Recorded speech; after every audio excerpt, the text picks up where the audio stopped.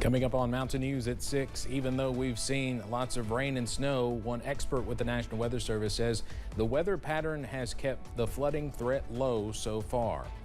And a new healthcare facility is coming to Johnson County, a plan that's been in the works for a decade. Plus, this busy forecast will continue into the weekend. Those details coming up as Mountain News at 6 starts now. Dedicated to Eastern and Southern Kentucky, this is WYMT Mountain News at 6. Experts say the flood risks are low despite snow and rain falling throughout the last few weeks, and it's coming down pretty hard right now here in Hazard.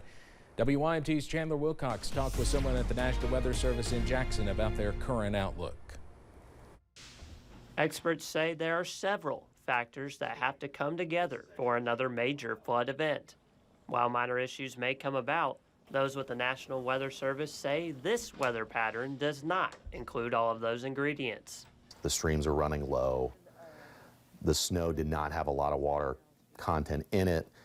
And probably most importantly, the rainfall's been spread out, and also it hasn't come down in particularly intense bouts. Jajarian says even with several inches of snow, the actual amount of water accumulating in that is lower. As it was, we only had about a quarter to a half inch of liquid equivalent in the snow to begin with.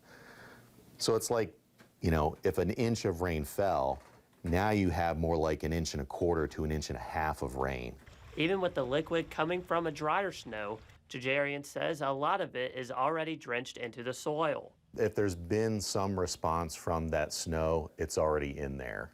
So maybe some really subtle rises in creeks and streams, but probably as much from just the rain that we received yesterday. Jajarian says people should keep an eye out for potentially clogged ditches, but other than that, staying weather aware is important. In Jackson, Chandler Wilcox, WYMT Mountain News. Gagarian also says the dry spell before these recent weather systems has helped keep the risk of flooding low. As the area continues to deal with rain, emergency officials have a helpful site that they use to monitor water levels. You can even look at the Advanced Hydrologic Prediction Service on the National Weather Service's website and find water levels and predictions for any gauges in the country. I always use it when the river comes up here in Hazard. It's a very helpful tool. Experts say they are not concerned with river levels at this time, but instead it's creeks you might still want to keep an eye on the next few days.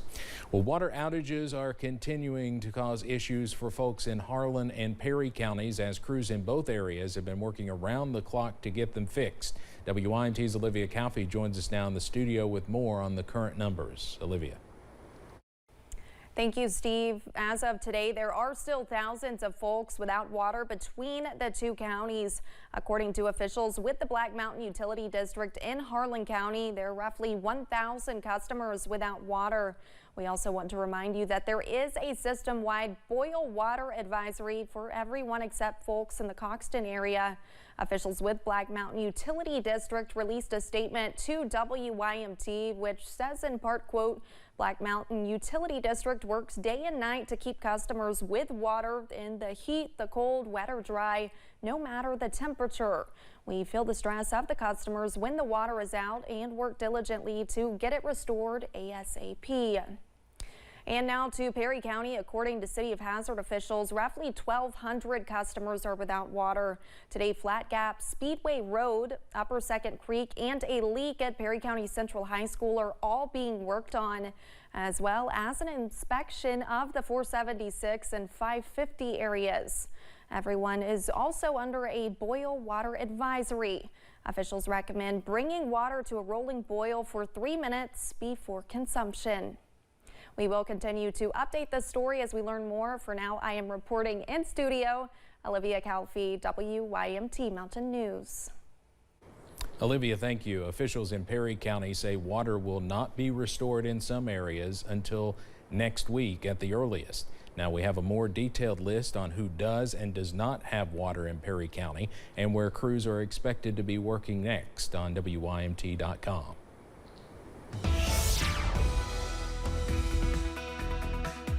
We're tracking some more moisture across the mountains for this Thursday evening. Up on first alert pinpoint Doppler, some heavier pockets of rain pushing into the Big Sandy Valley. A first alert in downtown Paintsville, some heavy rain not too far away. Also tracking some more moderate showers close to West Liberty from Morgan County, stretching into Magoffin County, close to Salyersville at this hour. And some more light to moderate showers pushing into Perry County, also close to Hindman for Knott County at this hour. And same story for our friends in southeast Kentucky for Harlan County, pushing into Lee, also Wise County and southwest Virginia at this hour. Now the good news, the rain has not been too heavy over the past 24 hours. As you can see, the areas in green, that's roughly 1 to 2 inches, but notice the areas in blue, that is less than 1 inch. So we are still watching out for some more showers this evening and tonight. But again, the better news, it's not been that constant heavy rainfall. And again, we are watching out for some more spotty rain chances as we go into this evening. Now, two different things here with this forecast tonight. One, those temperatures are mild. Lows fall into the middle and lower 50s. And secondly, the better chance for rain will be this evening. We are tracking a slow drying trend as we go into late tonight. Also by Friday, most of us are dry on Friday. And then another system is looming by this weekend. Some more increased rain chances are on the way. Timing out those rain chances in just a few minutes. Steve? All right, Cameron, thank you. Police in Lee County, Virginia are investigating a crash involving a school bus. Officials say it happened this morning in Pennington Gap at the intersection between Route 58 and Hobbs Hollow Road. Troopers say the bus was hit in the back by a Dodge Ram 3500 while the bus was stopped to pick up students. Officials say 2 children were on the bus during the crash, but no child on the bus or at the bus stop were hurt. The bus driver was taken to a hospital for minor injuries. Corbin police arrested a man after a 4-hour standoff. Michael LaForce is charged with attempted murder and terroristic threatening, among other charges, after firing a gun at people in a home. A victim told police LaForce threatened to shoot her during an argument and fired 2 shots in her direction. Police said LaForce admitted to using drugs during the incident. 5 people are behind bars following a drug investigation in McCreary County. Detectives started looking into the sale of drugs in the county several months ago. Detectives bought meth and found a large amount of marijuana during their investigation. Alan Braden, Matthew Sumner, Heather Larson, Roy Dale Worley, and Sandra Spradlin face multiple counts of trafficking in a controlled substance. In West Virginia, 2 men have been arrested in separate drug investigations. The Wayne County Sheriff says Richard Gilkerson was arrested on warrants following an investigation by the Drug Enforcement Unit. Deputies say he was found with meth. Gilkerson was arrested during a traffic stop by West Virginia State Police.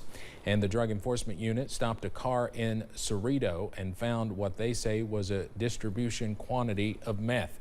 Shane Groh of Huntington was arrested and charged with possession with intent to deliver. Both were taken to the Western Regional Jail. Last month, we told you about the city of Pikeville's plans to change the way parking is policed on its downtown streets. The program includes camera sensors to automate ticketing for vehicles that overstay time limits for parking. Now, we now know when the date that will take effect. Officials with the city say the change is set to kick in on Monday. Community members from Harlan County have gathered for a meeting this evening. It's hosted by KYTC about reconstruction on a part of US 421. The meeting did not include a formal presentation, but instead a station for community members to speak to transportation officials about the goal of the project. We have a reporter there, and we'll have much more about it tonight at 11.